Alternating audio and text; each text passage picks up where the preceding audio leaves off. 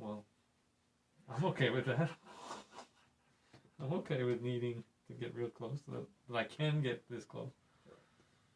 All right, no fancy intro. I just hit record and then I say, "Hey, welcome, sweet Jesus," and maybe all of 15 or 20 seconds. That's fine. So here we go. If you want to give a little introduction for me, or oh yeah, and I'll probably spend a little more time just introducing you and explaining why. Why I got you here. Sure. Well, you can kind of say, like, this just kind of happened by accident because, I work for Steven, and I do. You can say that, I do your videos. Yeah. So that's, how you can say, like, that's how we got to talking, and I guess we're kind of friends, I guess. Yeah. I put meet my friend Drew on the description, so yeah. Gotcha. That's the idea. I'm down for it. Here we go. Hey y'all, wake up. Welcome to another episode of Sweet Jesus. Taste and see that the Lord is good. Ice cream is sweet, but Jesus is sweeter. You know what we should have done? We were talking about ice cream. We should have walked across the street and gotten ice cream, because then that would have been the first perfect podcast. We're doing that next time. But I'm trying to lose like 10 pounds anymore, so. Well, you're going to have to figure out a way to make up for it the rest of the week by not eating or something, because we are going to have ice cream. Well, I mean, Jesus did fast. He did fast for 40 days, which. He did. That was today in church, actually. Talking about today. Yeah, that was the temptation of Jesus. That is not what we had intended to talk about, but we can chase an awful lot of rabbits. Oh, we can down an awful lot of holes. But first, let's introduce you to everybody. Y'all, this is Pastor Emil with my friend Drew. Drew is the guy that shoots and edits video for Fout Marketing. And Fout Marketing is a marketing company that uses our facility that they've rented a bunch of space in our church building.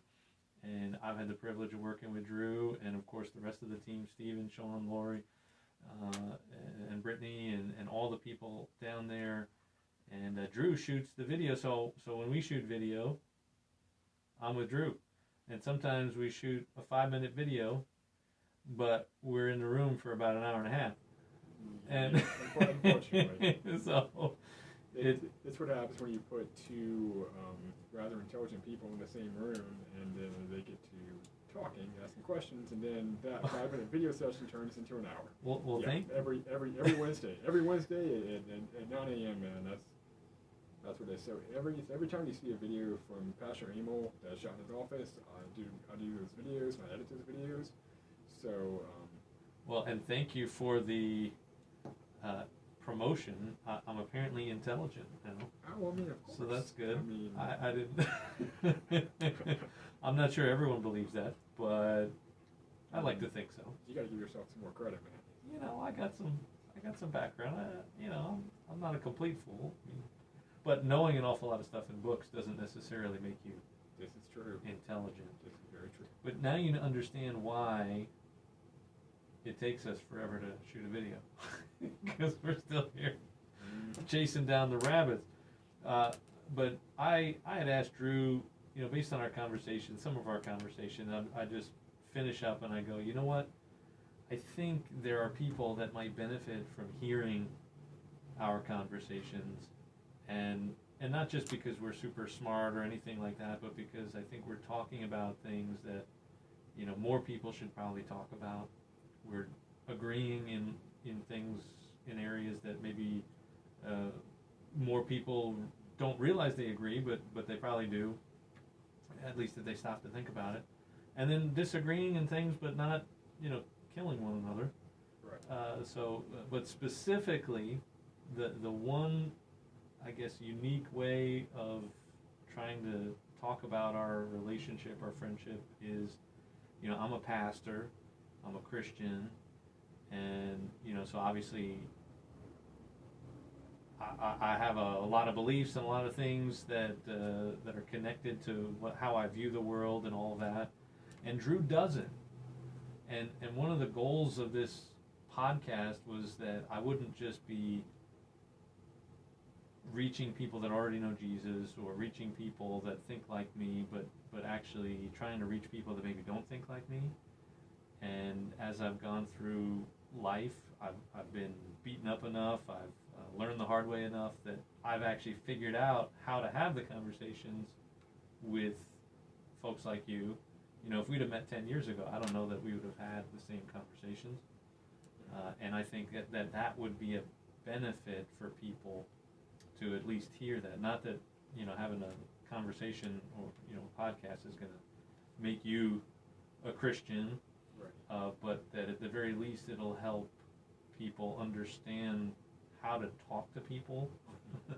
You know, because I think we're so busy trying to convert people, or we're not taking enough time to understand the person behind, you know, the different view of the world. And you know, I think we get along great. Absolutely. Now to give you guys who a little background, I was raised Methodist. My family is Methodist. I was raised in the Methodist Church. First United Methodist Church, actually here in Slidell, was my home church. And my mom and I went to that church for a long time. My grandparents were, of course, you know, very religious. My grandfather especially took his religion very seriously. And, you know, we were a, you know, modified church-going family for a long time. And, of course, I remember when Hurricane Katrina happened and our church, First United, took, you know, 10 foot of water. Yeah. And I remember, you know, doing communion and all, just folding chairs, concrete floor, you know. But some kind of personal disagreement happened between my mom and some of the other congregation members. Something happened, and we stopped going to church at that point. And it's been like that for probably about a decade at this point. Wow. So I stopped going with my mom when I was, you know, early teenager probably. Okay, so like 14, 15. Yeah, something like that. And so, you know, I wouldn't necessarily call myself an atheist, or it's just kind of weird. I'm just been out of the old church thing for a while, that I started kind of asking questions about what I actually, you know, want to believe in, and the kind of person I want to be, and, you know, all of that. Mm-hmm. And as for me, like, I think what's made a stronger background, like a stronger foundation for me, more than my belief in religion, is my background in the Boy Scouts. Because then, you know, I was, my grandmother, my grandparents volunteered for a long time in Boy Scouts, and she actually sat me down when I was a young kid, and, you know, just old enough to join the Scouts, and she said, "Son, I'm going to make a deal with you. Either you get your Eagle Scout, or I'm going to write you on my will. Take a pick." So I have been very fortunate to have benefited from that program in particular, and I believe that, you know, those experiences with so many young men, so many people from across the United States and also across the world, has really benefited me in so many ways to help make me a better person. So I credit a lot of my emotional and social and spiritual development to a youth group like that, to Boy Scouts of America. Yeah. So, you know, Well, and Emil and I, we, you know, it seems like we're two very different birds. But, you know, we talk a lot about current events. We talk a lot about, you know, how we view certain social constructs, how we view, you know, the way society is going. And he and I may not agree on everything, absolutely.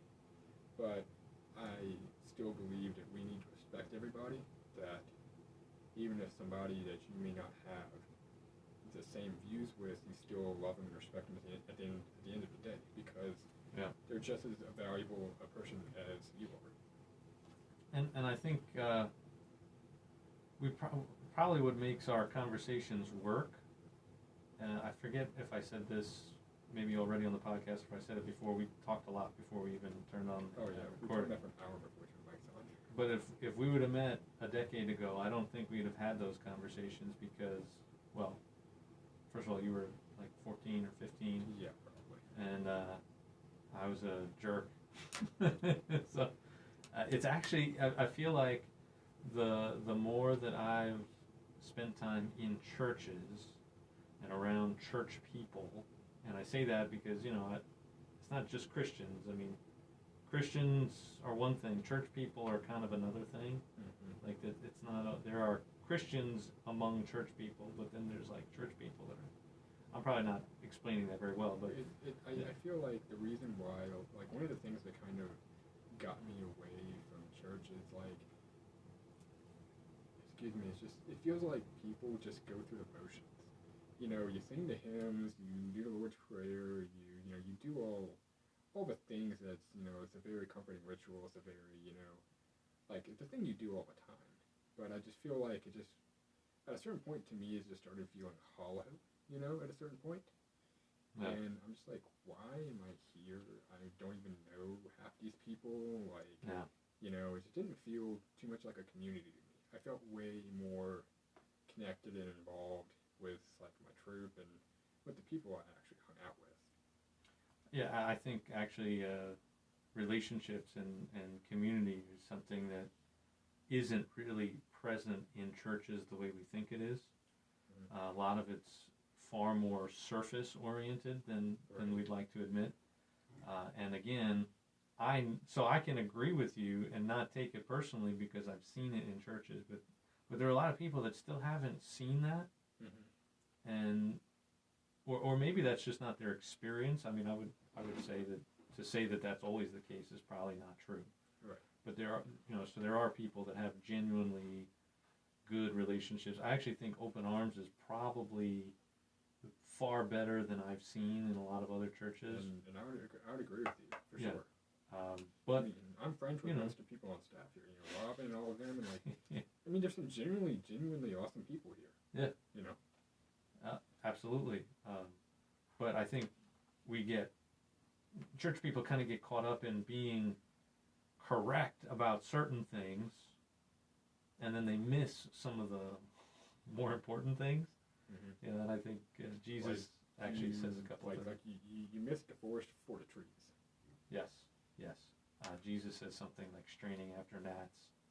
Like, I forget where it is. I think it's somewhere in Matthew. He's making fun of Pharisees and criticizing them. And, mm-hmm. You wash the outside of the cup, he also says. And you forget about the inside of the cup. And all those, it's the same idea of what we're talking about, that you can get involved in church and be active in church and have religion, and it's all very much an outward thing that mm-hmm. still hasn't penetrated deep into your core, into the core of who you are, and begun to transform your life. Right. In the ways that Christians are always talking about, but people don't always see on the ground level. Right. It's kind of like it's a funny thing. Being from the South, we, especially in the same, for example, in the Southern Baptist tradition. Now, if you're a Methodist, Baptists are bad blood, man. Like, it's one of the weirdest things. That's like you have to understand. Most of my family is from northern Mississippi, so Tupelo area, that area of Mississippi. So if you are familiar with that, particular thing, you'll know what I'm talking about. But I think it's funny how down here in the South, we have this big tradition of like the circus tent revival. You've heard of that, And people make such a big deal out of, that whole thing. Mm-hmm. I just never understood that. Well, so tell me about, I'm a northerner, I'm a Yankee.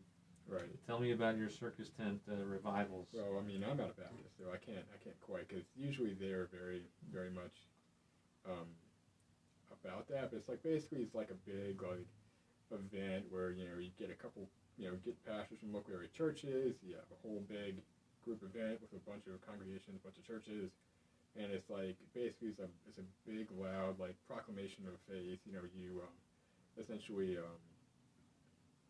it's basically like a big party where I don't know. I've never been to one, but I'm just saying like that's just one. They preach point. And preach and preach every night for a week or two, yeah, right? And then there's like the casting out of demons and like that healing of the sick, that whole kind of thing. Now again, people, if you're a Baptist, I love you guys. I'm not trying to like make cast aspersions here, but But that's what you grew up around, and it didn't. Well, that's just kind of the joke that was my family. Since we're all Methodists, that's just I just one of those things I never questioned. Yeah. But I don't know. Well, we do love Methodists. We do love Baptists, and Absolutely. And people that are neither, because I think that's Jesus.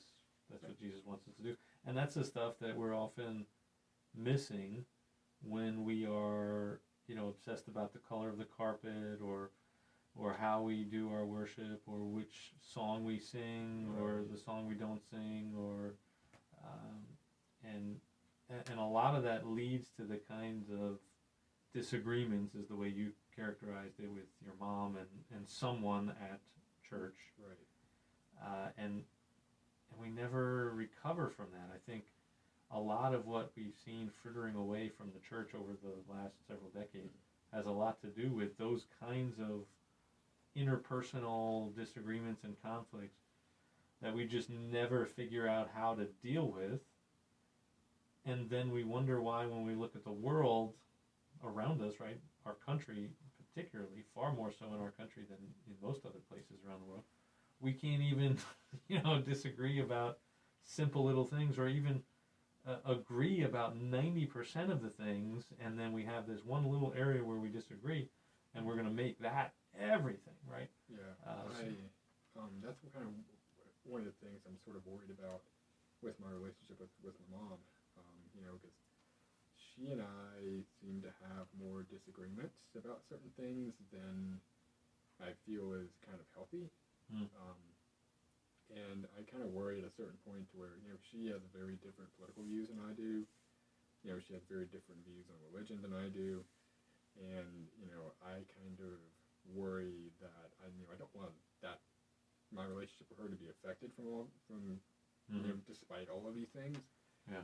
But, I just have to work through that. Because, she's not a whole fan of, me not going to church and this whole thing. She's not the biggest fan of this whole thing. Yeah. Which, I understand and I respect that, But it's just, I don't like dealing with the fights.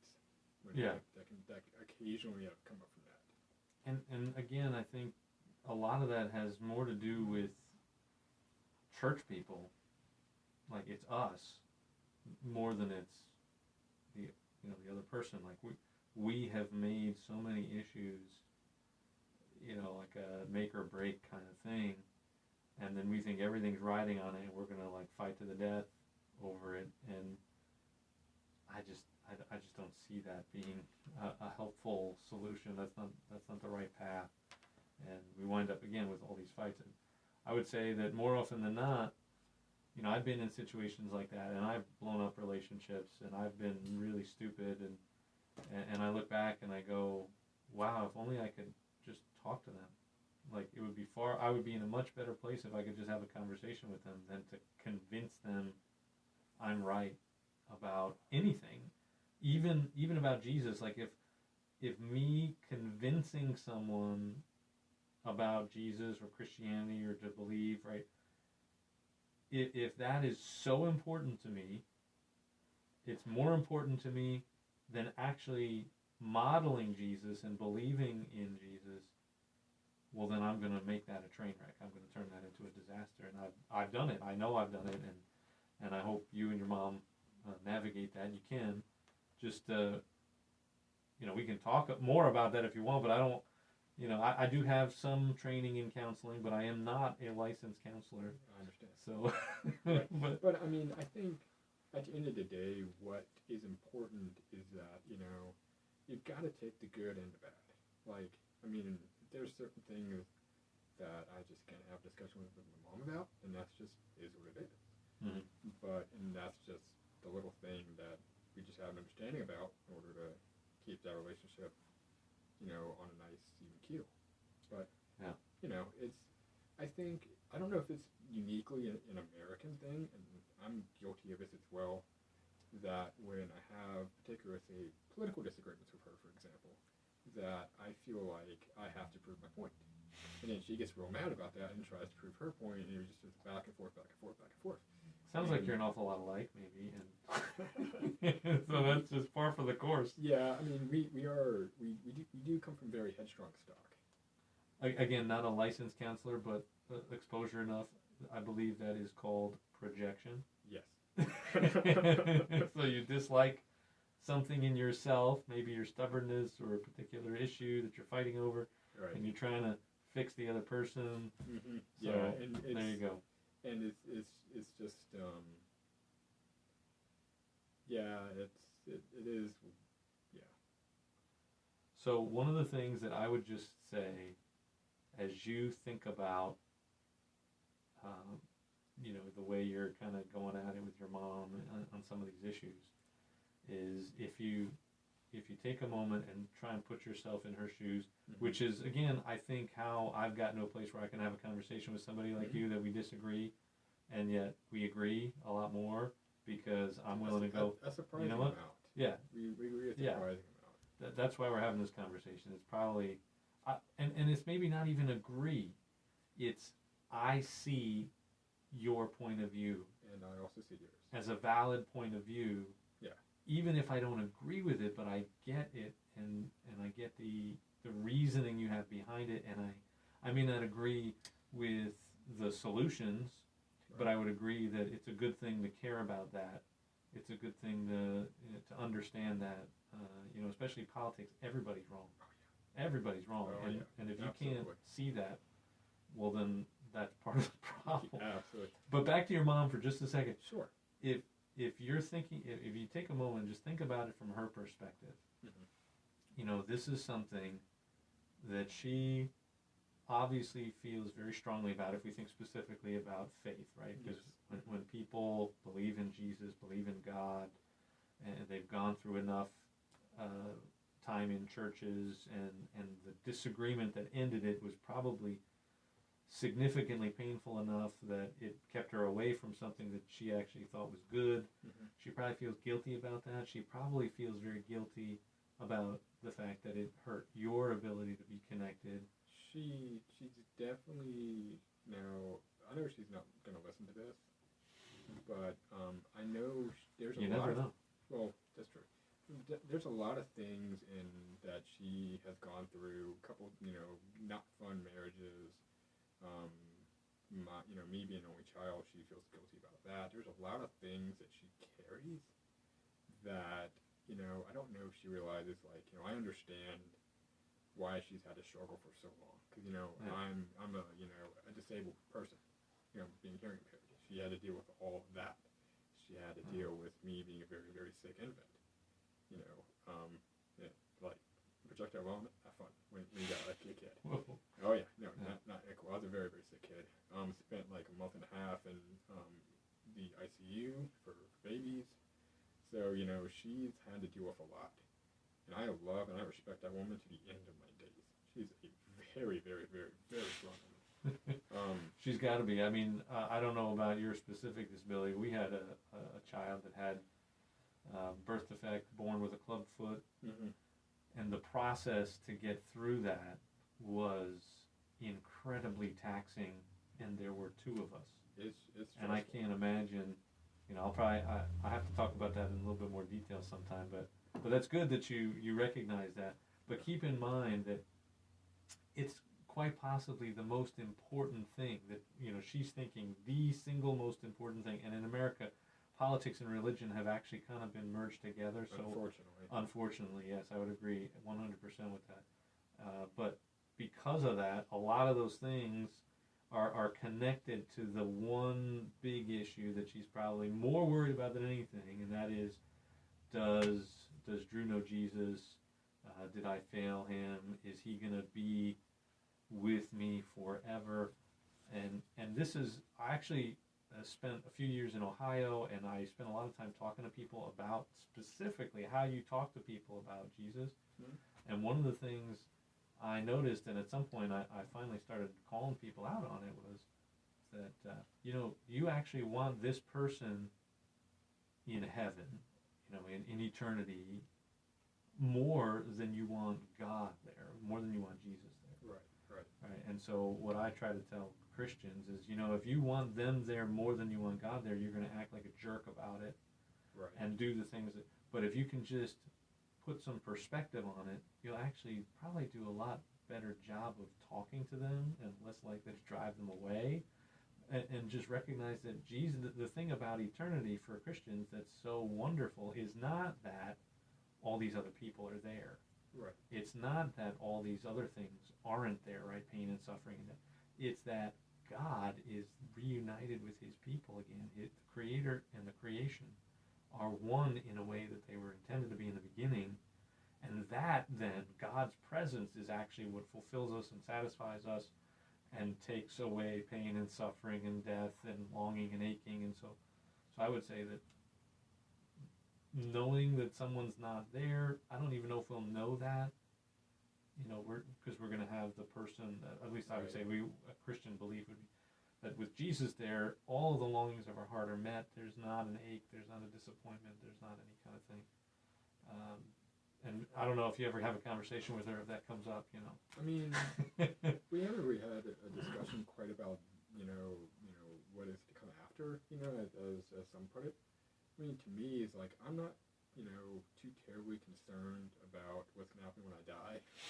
I mean, well, that's what she's worried about. Right. I know. And that's what, and when I, say this to, like, some of my more Christian friends, they're like, dude, you're crazy. That's like, antithetical to this whole idea. I'm like, I'm far more concerned about my character as a human being now. Like, I'd rather be more focused on being a good people for people now than worrying about what's going to happen when I'm dead. And that is such a fair priority. Because when I'm dead, man. Like, so I guess I do want you to think about what happens after, because we all die. Absolutely. And we do have to come to grips with that. Absolutely. But there is a sense in which Christians are, there's a phrase, I may butcher it, I'm trying to get it right, but it's like, we're so heavenly minded, we're no earthly good. Something like that. And, right. And John Lennon's Imagine, Mm-hmm. that song, I read a little bit and I watched a few videos on John Lennon. I actually don't think that song or anything that John Lennon ever said or did was meant to disparage Christianity or people of faith. But in that song, if you listen to it, imagine all the people living for today. No hell below us, above us, only sky, and so we can focus on the here and now. Right. And I think, I know for sure that Christians, in large part due to the influence of certain kinds of theology in America that are unique to America, or at least more prevalent in America than in other places. Keep in mind, the people that came to this country to settle this country for religious freedom came here because they couldn't go anywhere else. Right. Oh yeah. Everyone else thought they were crazy. Mm-hmm. So people that had understood Christianity and developed civilization as we know it, Western civilization, all thought the Baptists were crazy. Well, I hate to pick up, but not just the Baptists, but a lot of the people that came to this country, Puritans. Yeah. Yeah. Yeah, and they left England because the whole idea of, like, the whole state religion, the fact that this is the only way, Yeah. and there's nothing outside of that, Mm-hmm. and they thought, hey, this is kind of whack. Well, and the irony is, of course, that once they came here, they began to persecute the Baptists. Like Roger Williams Yeah. was forced into Rhode Island and starting another state, essentially another colony, because he couldn't live with the Puritans, with the Anglicans, with all these other. Right, they were persecuting the heck out of him. It's funny that the people who escape, the old world for religious freedom, unfortunately become, the ones who are affecting the very thing that they escape. Which is a huge topic. There's a kind of irony there. I wish I would have prepared a little bit more for that specific one, but maybe we can. Yeah, we can do another one on that. But the theological idea that I was talking about, it is something that was very prominent in Baptists, but not just Baptists. it's become part of American Christianity and is this obsession with, quote, heaven. And I say that because I would actually argue that the hope of the Christian is not heaven. The hope of the Christian is what you are trying to do in the here and now. Like the world that you want to make today, and the world a lot of young people want to see, is here. And I think that's actually what the Bible is trying to tell us. I don't know how if I start to bore the heck out of you. Please, I'm engaged. The gospel according to Jesus is not, if you believe in me, you get to go to heaven when you die. The gospel according to Jesus, in Mark chapter 1, it says, after he was tempted in the wilderness, it says that he began to preach the gospel of God, saying, so now, whatever the gospel is, the good news according to Christians, according to Jesus, right, is whatever he's going to say next. So he preached the gospel of God, saying, the kingdom of God is at hand. Repent and believe the good news. So the kingdom of God is here. It's present. It's so close as to basically be entering the world at that moment. And I think actually when you understand Jesus' ministry as the inbreaking of the kingdom of God into history, like sort of this thing that we're hoping for one day, actually comes into the present and kind of does like a time travel backwards in the person of Jesus. And that's why he starts healing and fixing people and fixing things and all kinds of stuff, feeding people. All the miracles. All the miracles, right? That's the kingdom of God. This is what it looks like when God is in charge. When God gets to be king the way he was king before sin, right? And so we have lost that idea that that's actually what we're supposed to be about. There's something that something that my grandmother has said to me a long time ago. She said, there is no faith without good works. Like you can profess to be a Christian all you want, but if you don't actually put your money where your mouth is, and not just be charitable and spread the word and bear witness and all the things that traditional Christians do, but I feel like there's a lack of being a cheerful servant, and I think that's all connected to this because hey, I punched my ticket, I'm good. Right, and a lot of American Christians have that attitude. And actually, I listen to a lot from Tim Keller, so most of you out there, you can learn a lot about the way I've begun to learn and process things just by listening to him. But I listened to him say something the other day, and he was talking about that very issue, because people they don't want to believe the gospel that Christians tend to present, which is, you're forgiven, all your sins, God loves you no matter what. They go, well, then what's the incentive to be good?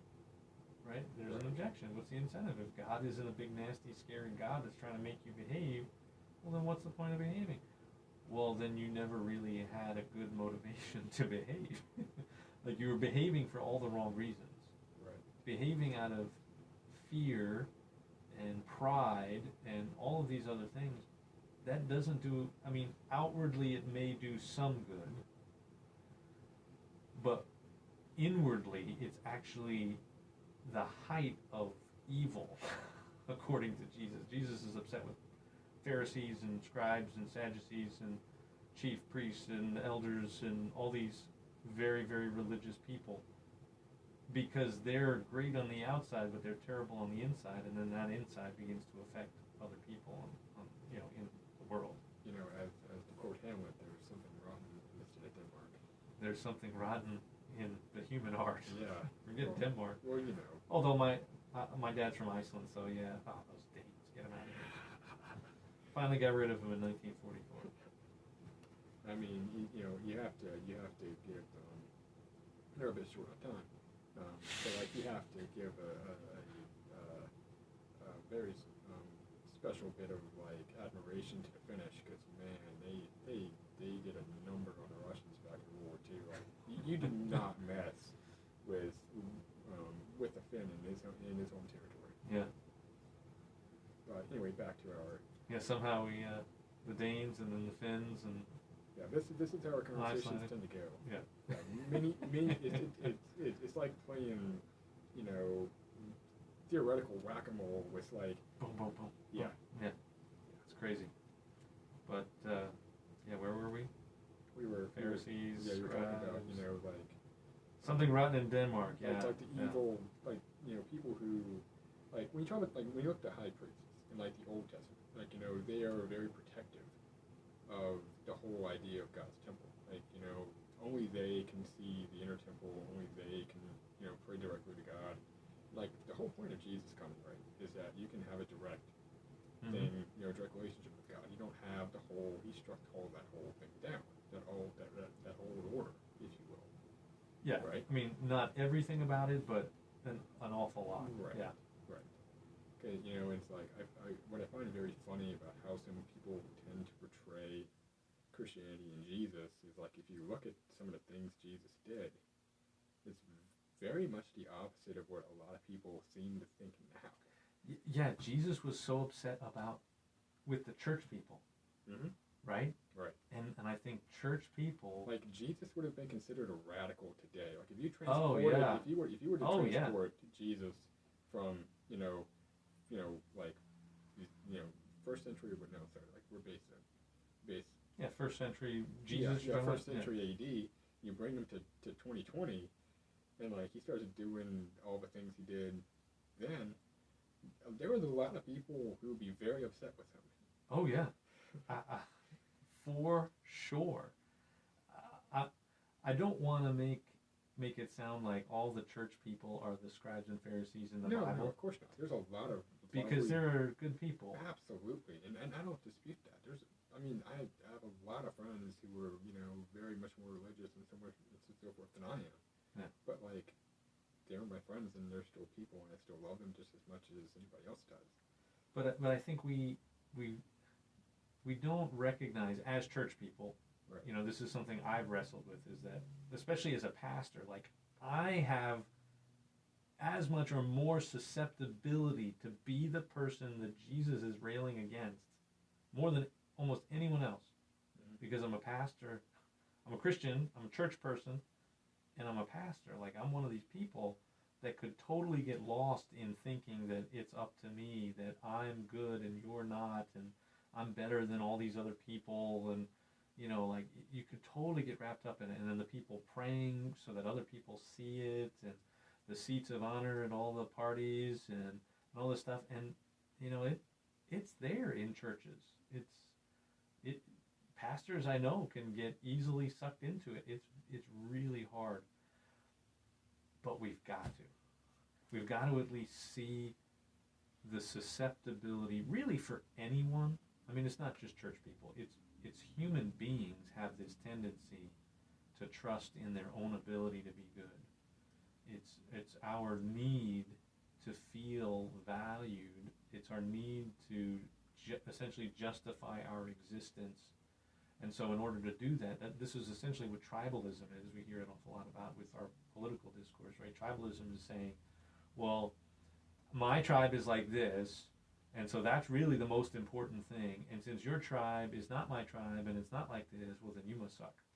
Yeah, it's like, and it becomes, you know, you vilify anything that isn't your direct idea of what is, you know, your idea of what is correct and what is right. Yep. You know, it's like, you know, say for example, the American Christian landscape was for a long time a very homogenous landscape. You know, like if you look in the 50s, the 40s, WASPism, essentially, right? Yeah, it's like, you know, I forgot where I had a train of thought there. I lost. I'm sorry, I knocked it out of you. But yeah, but you know, but like to that point, we're all inherently self-righteous. Yeah, it's like we're all. It's like you said, it's a very human nature to want to be validated. It's very human nature to like once you have like a little bit of power, a little bit of importance, a little bit of prestige, you know, you want to like, you know, sink your nails into that and just hang on for everything you've got, because it provides you a sense of like, you know, purpose. It provides you a sense of this is what I'm here to do, and you feel, you know, duty bound to keep on going and doing like, you know, to the whole tribalism thing. Once you get like to a point of leadership in your tribe, you know, you want to do everything you can to protect the people in your tribe, and like, you know, and defend them for what you see as the others. Yeah. You know. Right. Yeah, it's and then it just turns into a awful, nasty, like just mud pit of absolutely nothing gets done, because if you can't even consider the other side, however many other viewpoints there are, then you're just in an echo chamber of your own creation. And then without being able to have the wisdom to, you know, be able to competently look at other people's viewpoints and understanding, and be able to, like, you know, understand that, like you were saying, like a little bit ago, they're kind of lost. Yeah.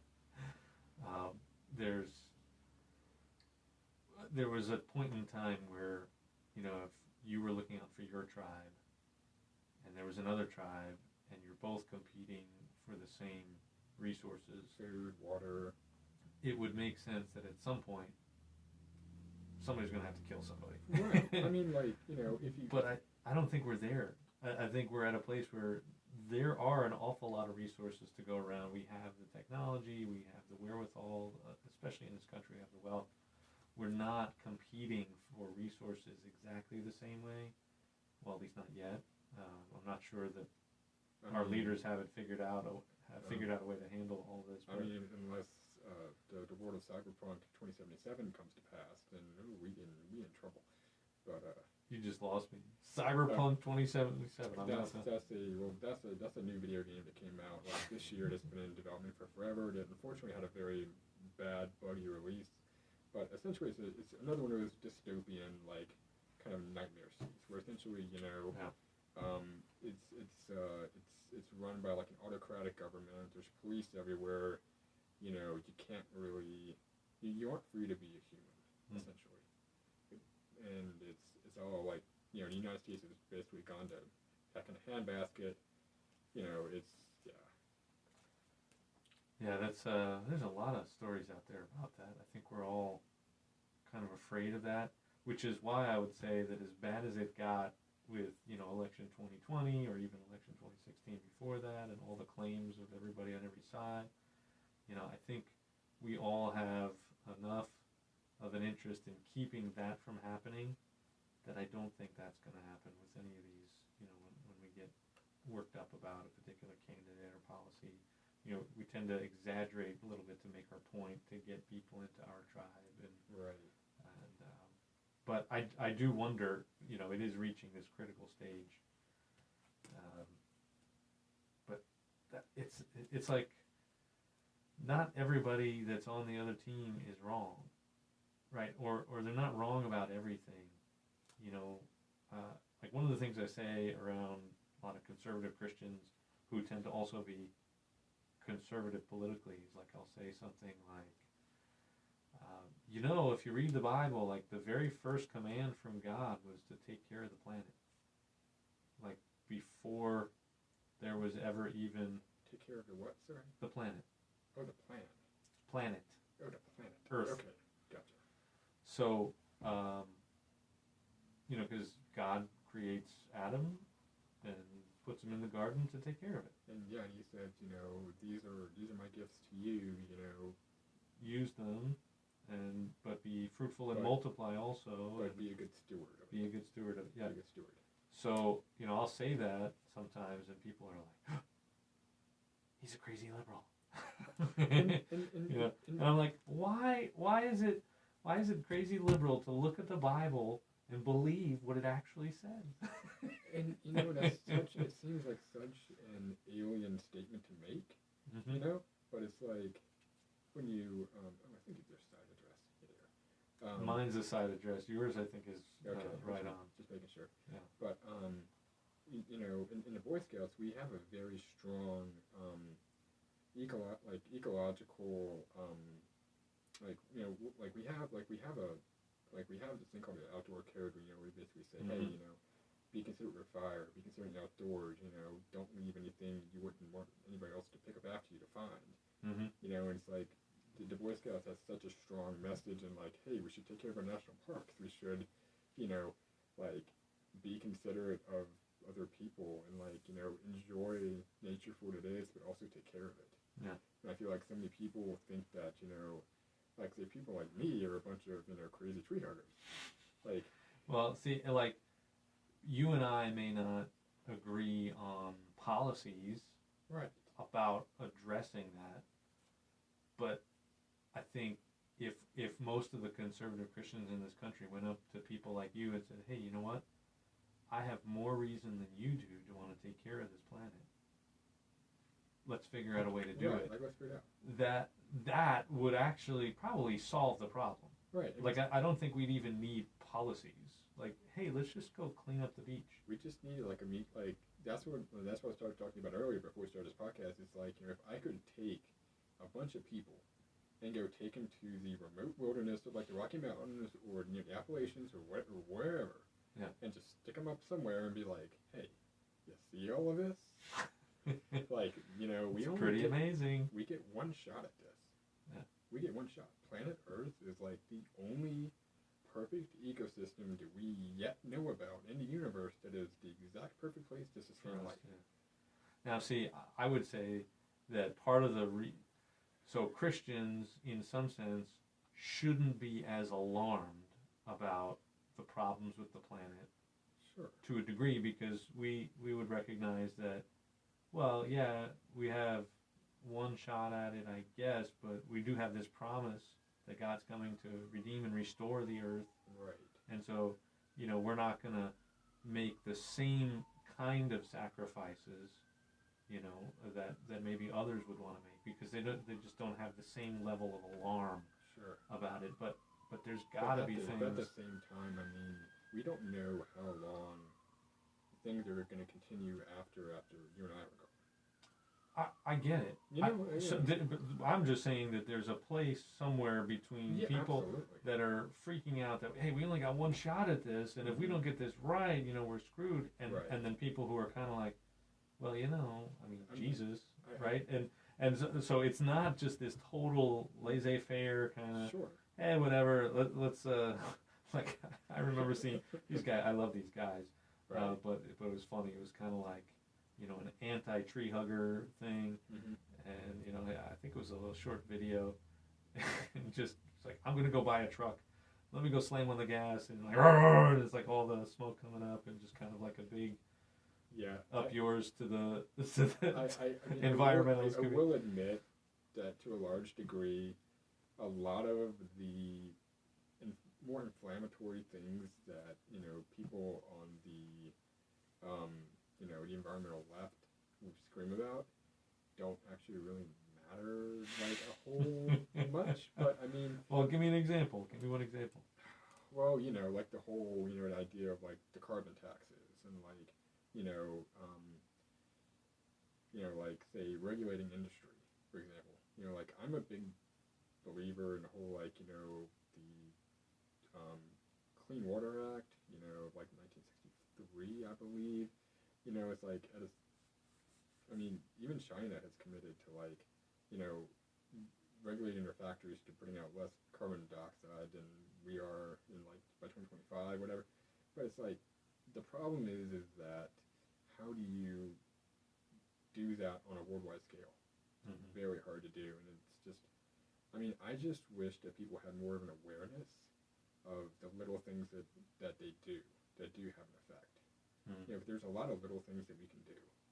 You know, like be more conscientious of how much water you use. Be more conscientious with like, you know, I don't know, but it's. I mean, George Carlin has a famous bit where he does, you know, he says, you know, the planet is fine. Like the planet will be fine, but the people are kind of screwed. The people on it might mess up.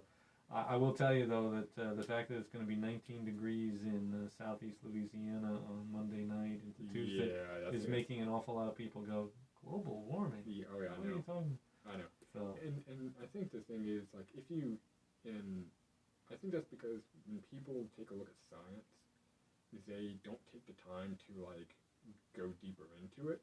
Like, you know, when they pull a polar ice cap sample, you know, polar ice, you know, core.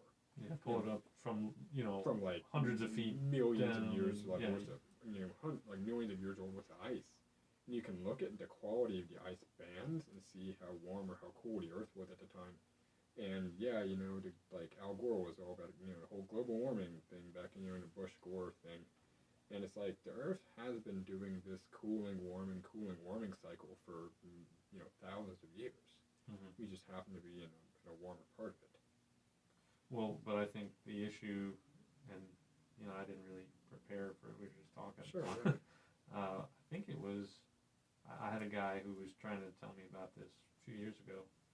That yes, there are these cycles, but the cooling cycles are getting less cool Mm-hmm. and shorter, Mm-hmm. right? So yeah, we're gonna still see these moments where we're like, global warming.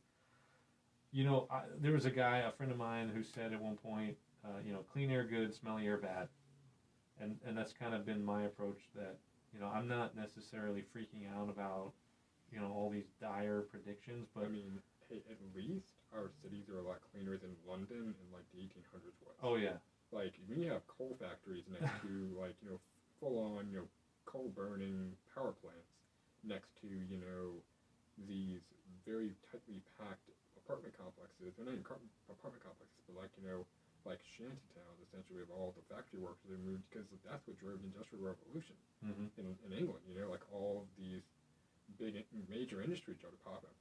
Steel mills, yeah. all of this stuff, and then everybody moved into the city, and it's just like they weren't prepared for any of the sanitation to clean anything of that. But that's why, like I say, clean air good, smelly air bad. Like we Mm-hmm. know on some level that this is bad, and we should do our best to keep it clean.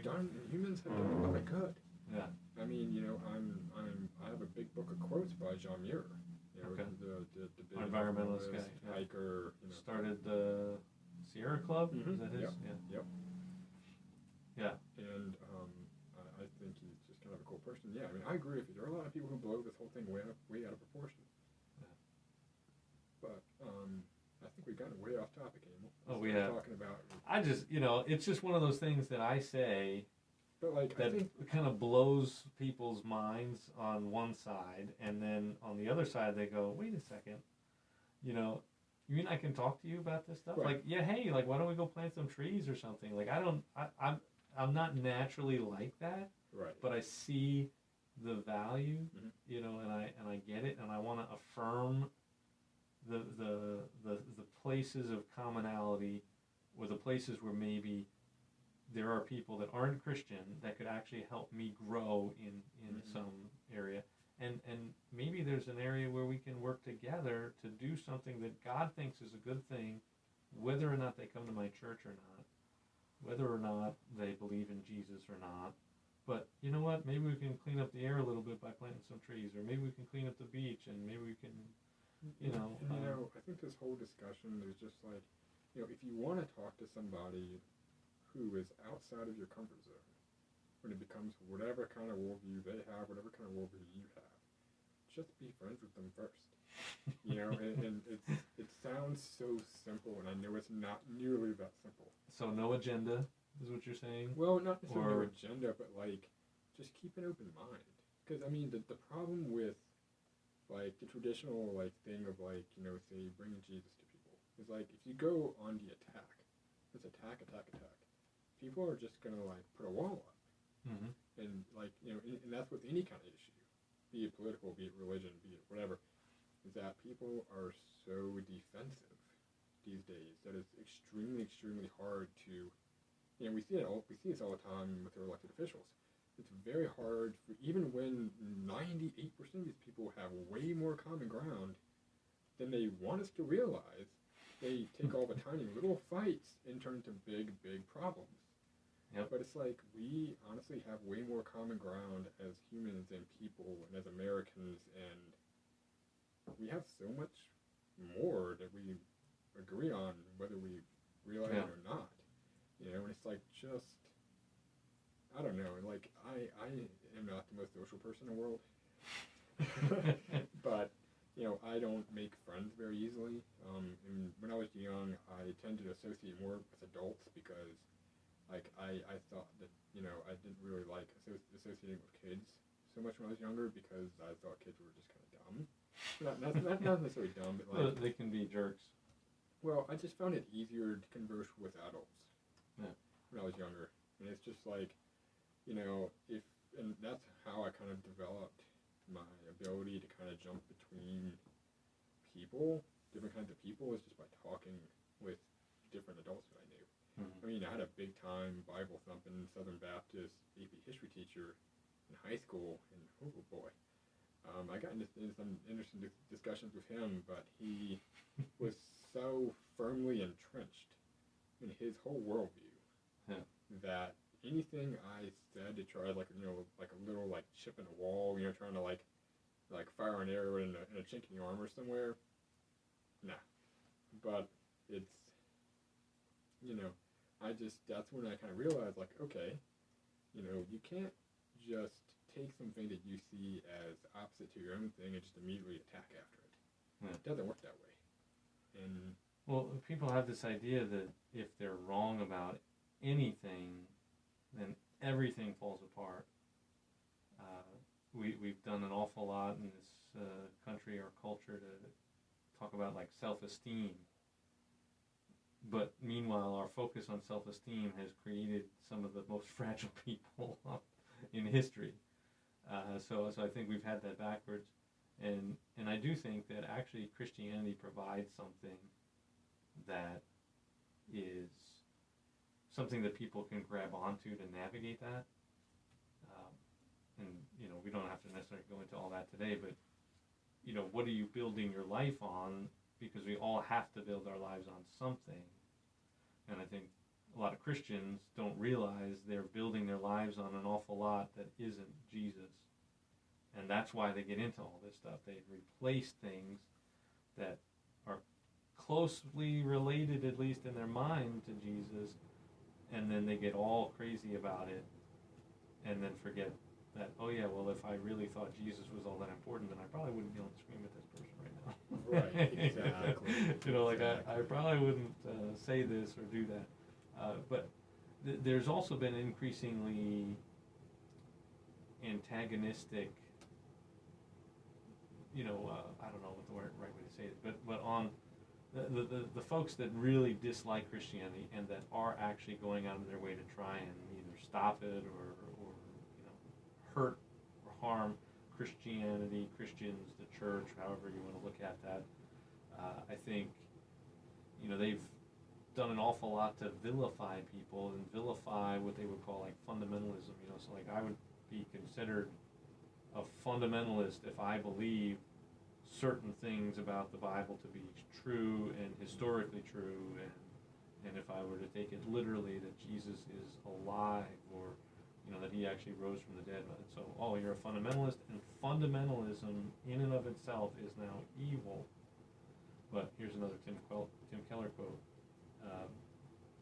He talks about, I think it was his wife mentioned something about after 9/11 and this big thing in the New York Times about how fundamentalism is bad, and now we just saw it, and that's the problem. But then people take it and say, well, Muslim fundamentalists who attacked America are now the same as Christian fundamentalists.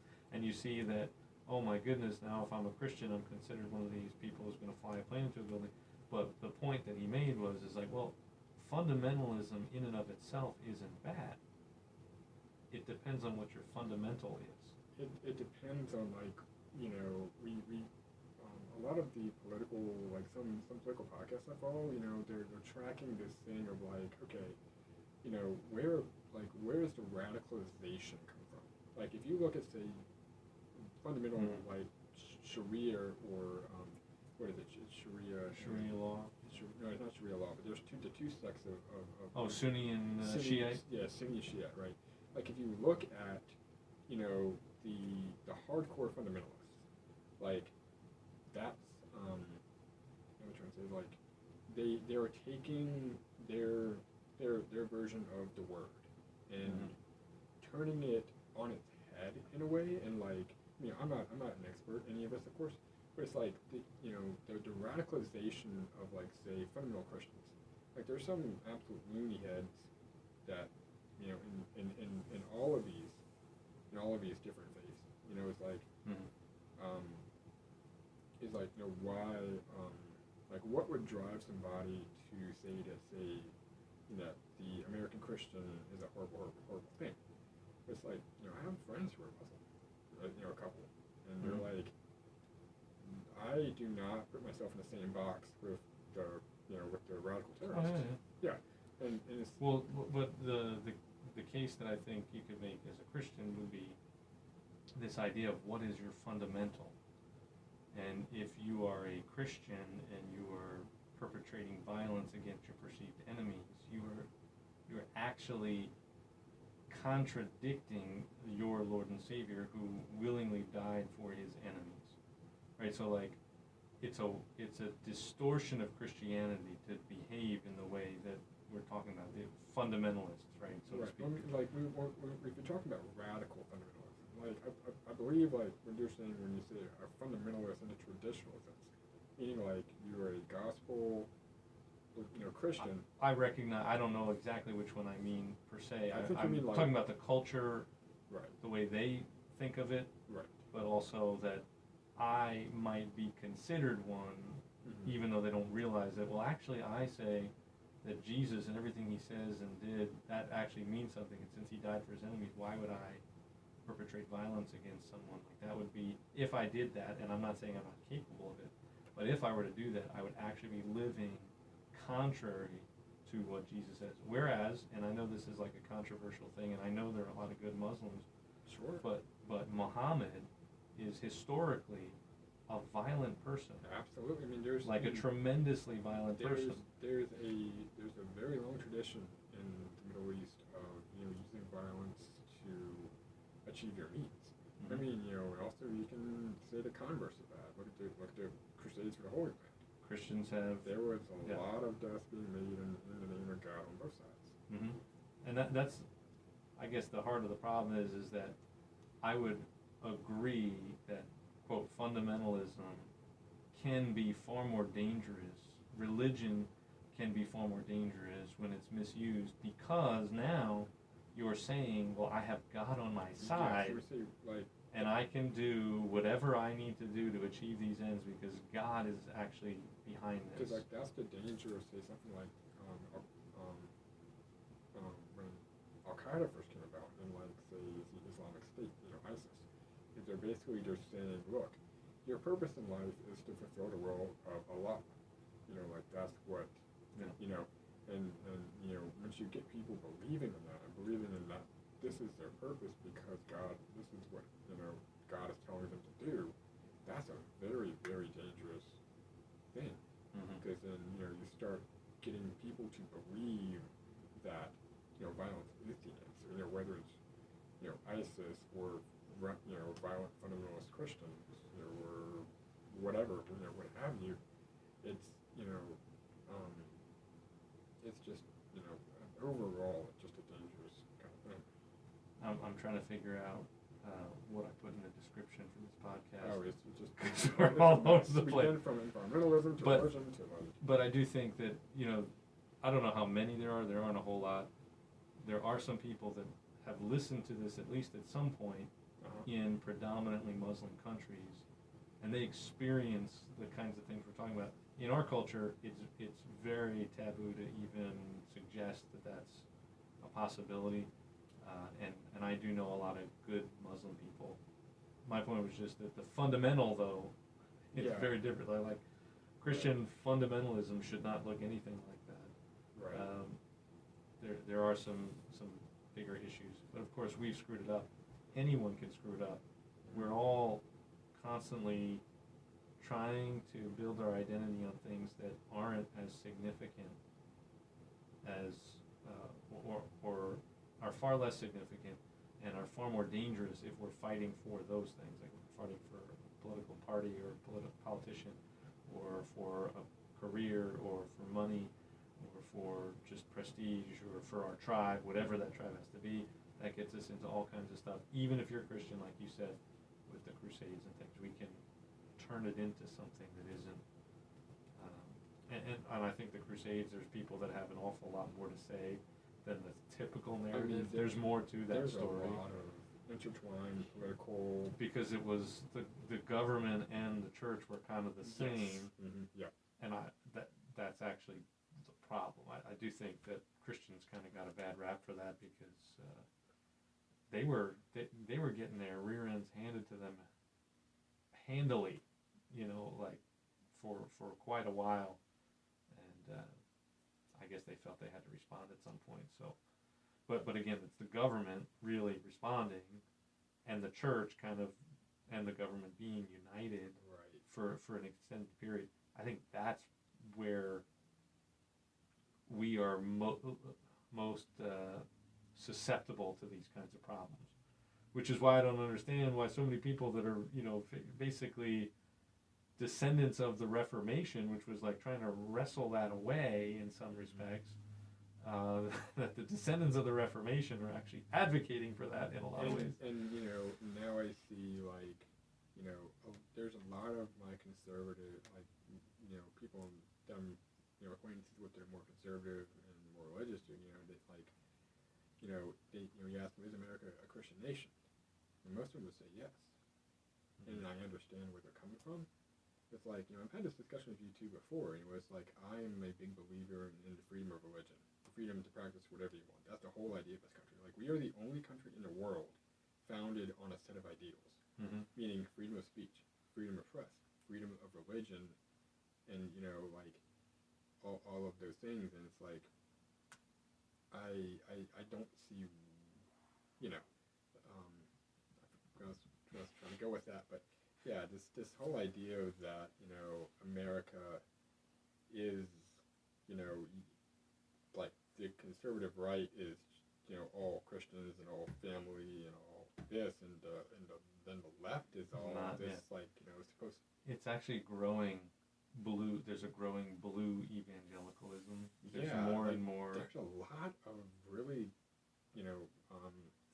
very devout Christians who are liberals. Yeah. And I don't know. I will preface this by saying I am just a 25-year-old. I do not yet have a whole lot of life experience. So if there's anything I say that is from out of the realm of things, we'll see what happens in the comments. I'm not looking at it right now. Oh, so. I know. Laurie's already said that she texted me about half an hour ago, and it was like, stop talking. Yeah, well, no, she's like, they're like, oh, they can't hear us because the audio's coming on your phone, so they can't hear me very well. So we're gonna get this fixed. We get this fixed where everybody's watching a live stream, will actually be able to hear us. Well, hopefully. They can listen to the audio. Yeah, they can also listen. They can subscribe to the podcast and listen to it there. Yes, yeah, totally. But you're losing your train of thought. I'm losing my train of thought every now and then. Yeah. We should probably save some for another day. Absolutely. But there's some good stuff there at the very end that we should probably come back to once we remember what it was.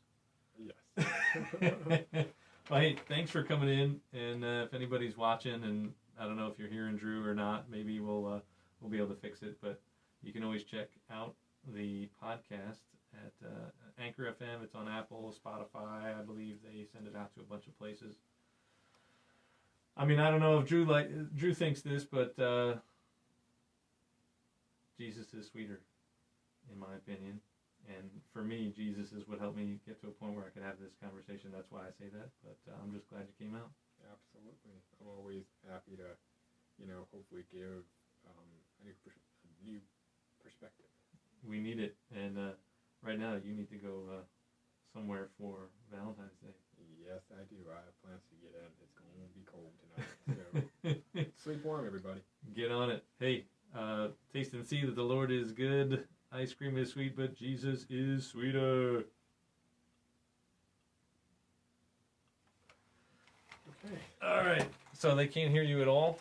Yeah, Lori's like, they can't hear me at all, which makes sense, because the phone's all the way over there. They cannot hear me. So you need to get that audio up. Both Drew and Amos should be easily heard. Yeah, once we get it fixed where we can live stream the audio from the board, or from your deck, then we'll be good. Yeah. Have you killed the live stream? Not yet. Okay. Hard to hear Drew. So I'm just going through the comments before I. Yeah. Sorry guys, we will figure this out. Usually it's not a hard time. I think it's because I'm quieter than most people. I don't talk, very loud. So it's good to see all of you people. Oh man. All right.